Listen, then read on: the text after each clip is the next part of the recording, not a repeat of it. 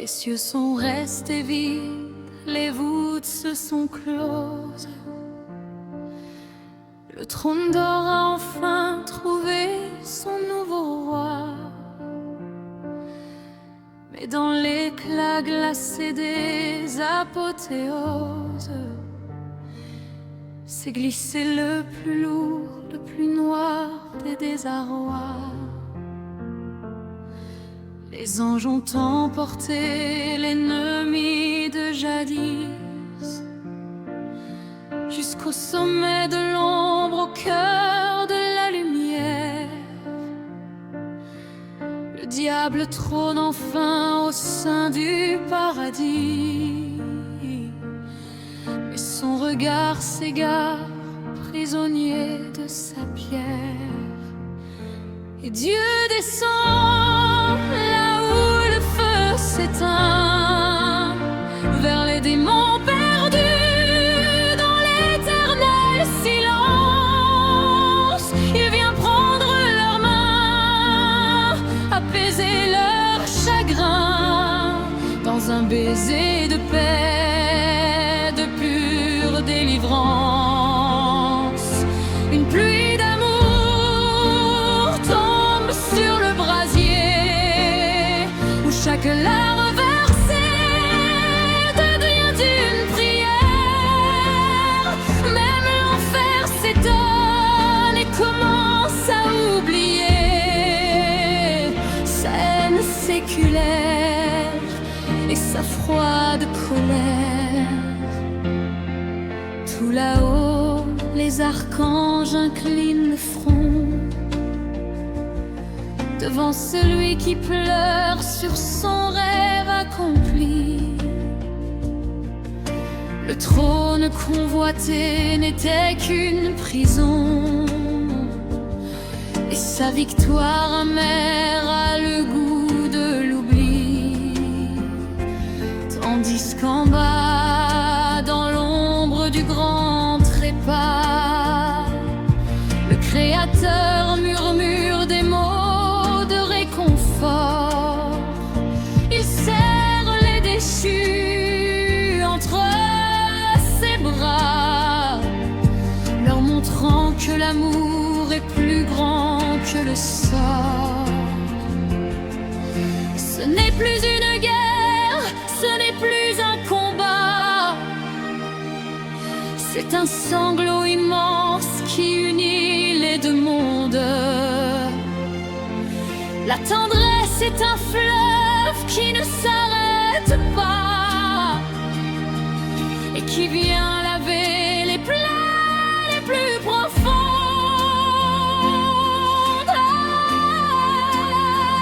Et Dieu descend là où le feu s'éteint, vers les démons perdus dans l'éternel silence. Il vient prendre leurs mains, apaiser leur chagrin, dans un baiser de paix, de pure délivrance. Une pluie d'amour tombe sur le brasier, où chaque larme versée devient une prière. Même l'enfer s'étonne et commence à oublier sa haine séculaire et sa froide colère. Tout le monde pleure, les ailes et les cornes, réunis dans l'éclat d'une même douleur, sous une pluie de grâce qui n'a plus de bornes. Le ciel et l'abîme ne font plus qu'un seul cœur.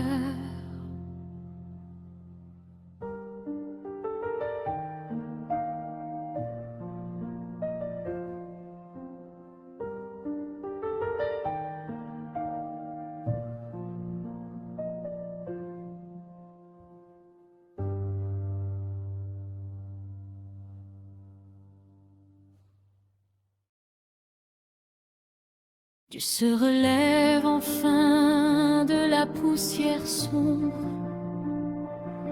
Ses mains rayonnent encore du réconfort donné. Il lève les yeux vers les confins de l'ombre, et d'un souffle puissant le temps s'est arrêté. Les murs de l'abîme s'effritent et se brisent. Les chaînes de soufre se changent en colliers d'or.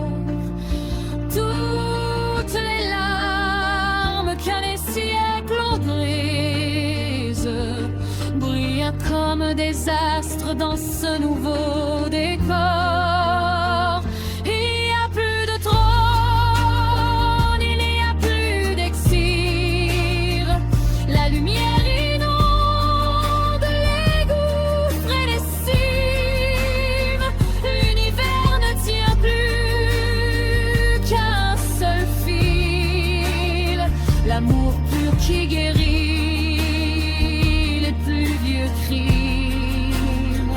Les royaumes s'effacent, se fusionnent et se noient dans un océan de clarté souveraine, où chaque battement de cœur n'est que joie, où la paix efface la trace des peines.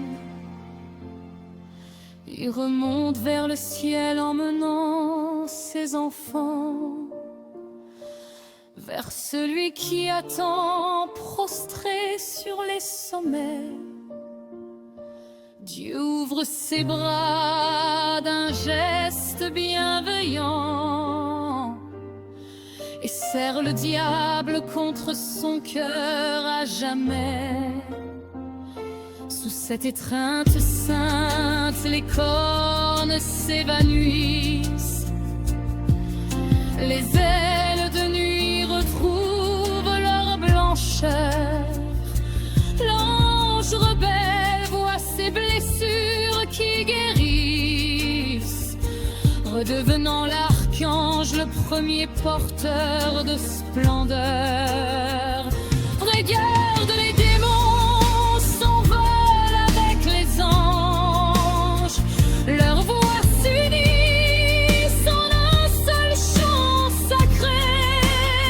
Il n'y a plus d'enfer, ton devient une louange.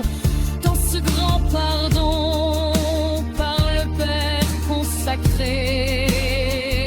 L'espace et le temps ne sont plus que poussière devant l'immensité de l'océan recouvert. Il n'y a plus de trône, il n'y a plus d'exil. La lumière inonde les gouffres et les cieux. L'armée de lumière, ce cortège de paix, ne reste pas là-haut dans les cieux isolés.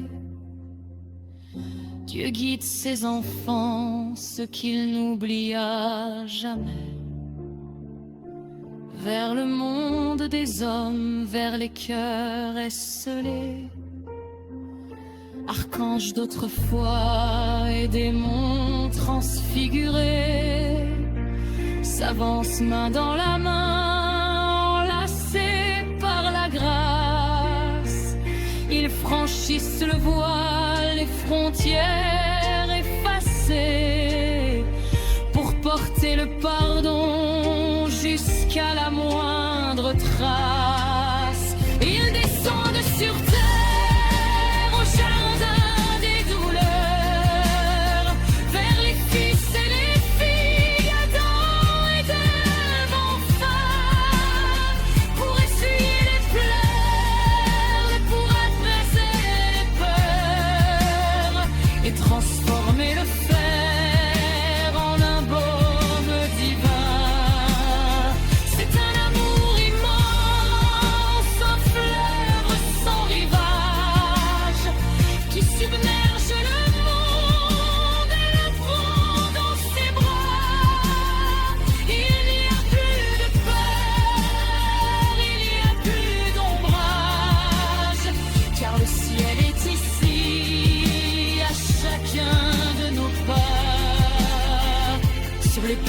glacées et les villes de pierre.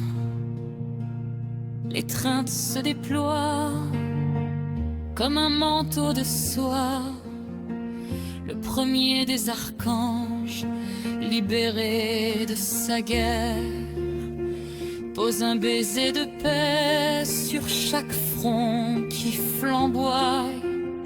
Les enfants de la terre, les héritiers du temps, sentent l'ombre s'enfuir et le doute cesser.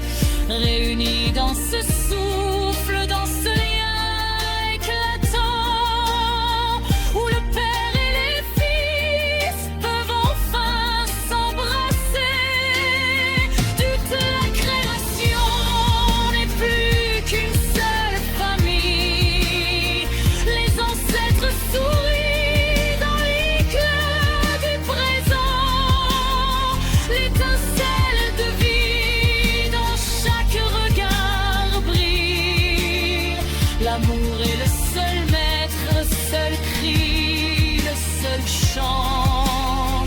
Ils descendent sur terre au jardin des douleurs, vers les fils et les filles d'Adam et d'Ève enfin, pour essuyer les pleurs, pour apaiser les peurs et transformer le fer en baume divin. C'est un amour immense, un fleuve sans rivage qui submerge